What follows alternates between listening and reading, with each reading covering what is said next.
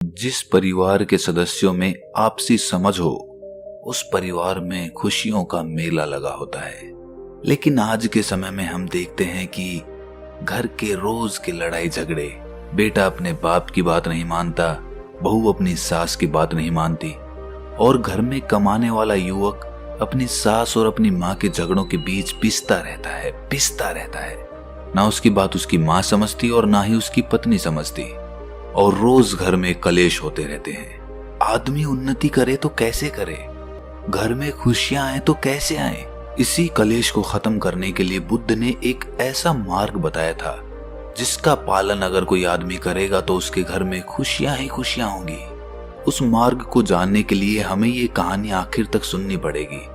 इससे पहले कि आप इस कहानी में खो जाएं, इस चैनल को सब्सक्राइब जरूर कर लें। तो चलिए कहानी शुरू करते हैं। बात उस समय की है जब गौतम बुद्ध ज्ञान प्राप्ति के बाद नगर नगर घूमकर भिक्षा मांगते थे और लोगों में अपना ज्ञान बांटते थे। एक बार पूर्णिमा का दिन था। बुद्ध अपना भिक्षा पात्र हाथ में लिए हुए 1250 भिक्षुओं के साथ एक नगर में प्रवेश करते हैं। वे सभी मंद गति से और मौन अवस्था के साथ चल रहे थे। नगर की सड़कें दीपों और ताजे फूलों से सजी हुई थी। बुद्ध और उनके संघ का अभिनंदन करने के लिए मार्गों के दोनों ओर भीड़ उमड़ रही थी। भिक्षु दल जब चौराहों पर आता तो भीड़ बहुत अधिक हो जाती और बुद्ध तथा भिक्षुओं को आगे बढ़ना भी कठिन हो जाता था। उनकी समझ में नहीं आ रहा था कि वो आगे बढ़े तो कैसे बढ़े। तभी वहां पर एक युवक वीणा बजाता हुआ आता है। उसके गायन का स्वर बहुत मधुर था। जब वो गाता और वीणा बजाता हुआ आगे बढ़ता तो लोग एक ओर हो जाते। इससे बुद्ध को आगे बढ़ने का मार्ग मिल जाता। वो युवक गाता रहा और बुद्ध के लिए भीड़ में से रास्ता निकालता रहा, और बुद्ध और सभी भिक्षु राजा के द्वार तक पहुंच गए। उस नगर के राजा बिंबिसार ने उन्हें अपने यहाँ पर भोज के लिए आमंत्रित किया था। राजा बिंबिसार 6000 आमंत्रित अतिथियों एवं अनुचरों के साथ बुद्ध का स्वागत करने द्वार तक आए और बुद्ध एवं भिक्षु दल को राजमहल के प्रांगण में ले गए, जहां अतिथियों की धूप से रक्षा करने के लिए विशाल शामियाना तना हुआ था। प्रांगण के मध्य में बुद्ध को परम आदर सहित बैठाया गया। भिक्षुओं के लिए भी स्थान सावधानी पूर्वक बनाया गया था। जब बुद्ध अपने स्थान पर आसीन हुए तो राजा ने अन्य सभी को अपने अपने आसनों पर विराजमान होने का निवेदन किया। इसके बाद बुद्ध और दूसरे भिक्षुओं ने भोजन ग्रहण करना शुरू किया। राजा बिंबिसार और दूसरे लोग उस समय पूर्णतः मौन रहे जब तक बुद्ध और भिक्षुओं ने भोजन ग्रहण नहीं किया। उनकी शांत तथा आनंदपूर्ण मुद्रा से समस्त राजकीय अतिथि अत्यधिक प्रभावित हुए। जब बुद्ध और 1200 भिक्षु भोजन कर चुके तो उनके भिक्षा पात्र ले लिए गए और उन्हें साफ करके उन्हें लौटा दिए गए। इसके बाद राजा बिंबिसार ने बुद्ध की ओर अभिमुख होकर हाथ जोड़े। राजा की इच्छा समझते हुए बुद्ध ने धर्म की देशना आरंभ की। उन्होंने पंचशील मार्ग की चर्चा करते हुए कहा कि इन्हें जो भी व्यक्ति अपनाता है उसके परिवार में और उसके राज्य में हमेशा शांति एवं प्रसन्नता बनी रहेगी। घर में खुशियां ही खुशियां होंगी। लेकिन अगर वो इस पंचशील मार्ग का पालन नहीं करते हैं तो उनका परिवार दुखों से ग्रस्त रहेगा और घर में कलेश होते ही रहेंगे। इसके बाद उन्होंने बताना शुरू किया कि पहला शील है जीव हिंसा से विरत रहना। आप सोच रहे होंगे कि जीव हिंसा से परिवार की खुशियों का क्या लेना देना। इस पर बुद्ध ने बताया कि इस शील का पालन करने से करुणा भाव जागृत होता है। सभी प्राणियों को मृत्यु का डर होता है। जैसे हमें अपने प्राणों का मोह होता है, उसी तरह हमें अन्य प्राणियों के प्राणों को समझना चाहिए। हमें केवल मानव हिंसा ही नहीं करनी चाहिए, वरन अन्य प्राणियों की हत्या करने से भी बचना चाहिए। हमें मनुष्य, पशुओं और पेड़ पौधों के साथ भी अहिंसा के भाव से रहना चाहिए। यदि हम अपने हृदय में प्रेम का भाव रखें तो हम कष्टों को कम करके जीवन को आनंदपूर्ण बना सकते हैं। यदि प्रत्येक नागरिक अहिंसा का व्रत ले ले तो सभी परिवारों में शांति बनी रहेगी। जब लोग एक दूसरे के जीवन का आदर करेंगे तो पड़ोसी पड़ोसी में और घर के सदस्यों में कोई कलह नहीं होगी। दूसरा शील है चोरी से विरत रहना। किसी आदमी को यह अधिकार नहीं कि वो दूसरों की कमाई से अर्जित धन संपदा खुद इस्तेमाल करे। दूसरे की वस्तुओं को हथियाने का प्रयास करना दूसरे शील का उल्लंघन है। दूसरों को धोखा मत दो या अपने प्रभाव का प्रयोग करके अन्य सदस्यों की वस्तुएं मत छीनो। हम देखते हैं कि परिवार में ज्यादातर झगड़े इसी बात पर पनपते हैं कि घर का दूसरा सदस्य कमा रहा होता है जबकि पहला सदस्य बैठकर खा रहा होता है। लेकिन दूसरा सदस्य कब तक कमाएगा? उसकी खून पसीने की कमाई उसी की है, उस पर उसी का हक है। और जब आप सक्षम होते हुए भी नहीं कमाएंगे तो स्पष्ट है कि घर में लड़ाई झगड़े पनपेंगे ही।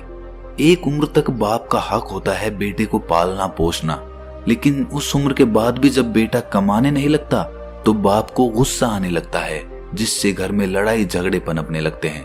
और यही कहानी भाइयों की होती है। दो भाइयों में से एक भाई कमा रहा होता है और दूसरा बैठ के खा रहा होता है। इससे परिवार फटने लगता है।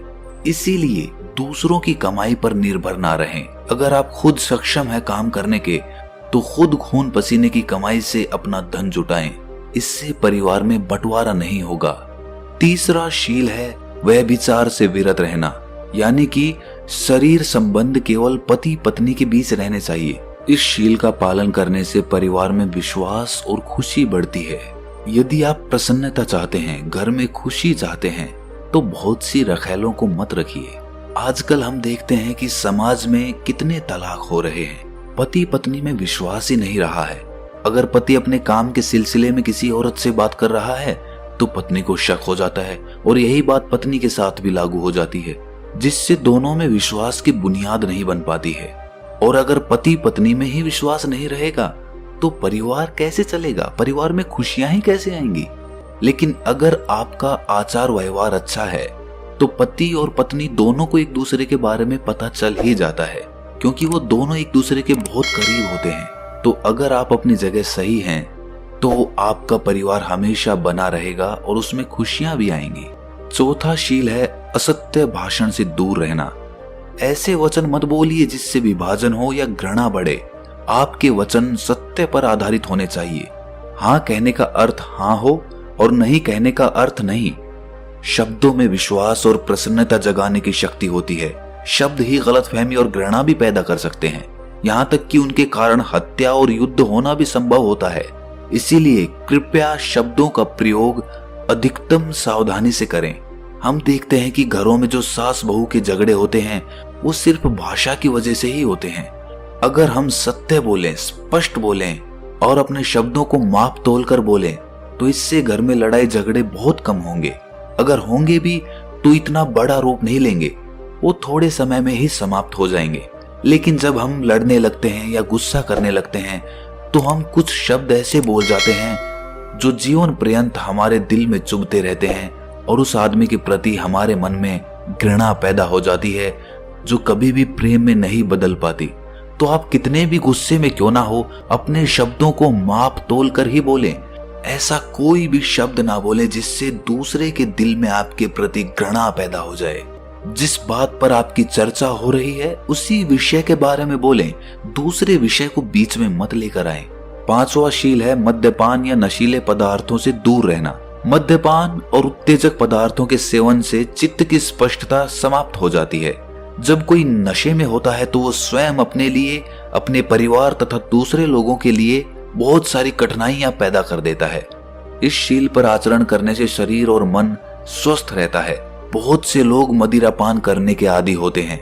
मदिरा पान करके घर आते हैं तो घर वाले परेशान होते हैं, उनका धन भी खत्म होता है और वो खुद भी बीमारियों का शिकार होते हैं, जिसके बाद उसके परिवार को बहुत सारे कष्ट उठाने पड़ते हैं। अगर हम इस शील का पालन करते हैं तो इससे ना तो हमारे घर में लड़ाई झगड़े होंगे, आपका स्वास्थ्य भी बना रहेगा और धन भी जुड़ा रहेगा। यदि सब लोग इन पंचशीलों का अध्ययन और पालन करें तो इससे आपका परिवार बहुत सुख से रहेगा। ये सुनकर राजा बिंबिसार प्रसन्नता से उठकर खड़े हो जाते हैं और बुद्ध के समक्ष नमन करते हैं। इसके बाद उनकी रानी ने कहा कि बुद्ध देव, यहाँ पर मेरे बच्चे के अलावा 400 दूसरे बच्चे भी उपस्थित हैं। क्या आप इन्हें भी इनके सुनहरे भविष्य के लिए कुछ मार्ग दिखा सकते हैं? बुद्ध ने मुस्कुराकर सामने बैठे बच्चों को संबोधित करते हुए कहा कि बच्चों, मानव जीवन प्राप्त करने से पहले मैं पृथ्वी, पत्थर, पौधों, पक्षियों और अन्य अनेक प्रकार के पशुओं की योनि में रह चुका हूँ। तुम्हारी भी हालत यही रही थी। आज तुम लोग मेरे सामने इसीलिए बैठे हो कि पिछले जन्मों में हमारा कुछ ना कुछ संबंध रहा होगा। संभव है कि किसी अन्य जीवन में हम एक दूसरे के जीवन में हर्ष या दुख के कारण रहे हों। आज मैं आपको वो कहानी सुनाऊंगा जो हमारी हजारों योनियों पहले की है। ये कथा एक बगुले, एक केकड़े, एक वृक्ष और मछलियों की है। संभव है कि इनमें से कोई बगुला, केकड़ा या मछलियों में से एक रहा हो। मैं उस समय एक वृक्ष था। बगुला बहुत धोखेबाज था और उसके कारण मुझे बहुत कष्ट सहना पड़ता। लेकिन उस कष्ट से मैंने ये सबक अवश्य पाया कि जो दूसरों को धोखा देता है या कष्ट पहुंचाता है, वो किसी न किसी दिन स्वयं भी कष्ट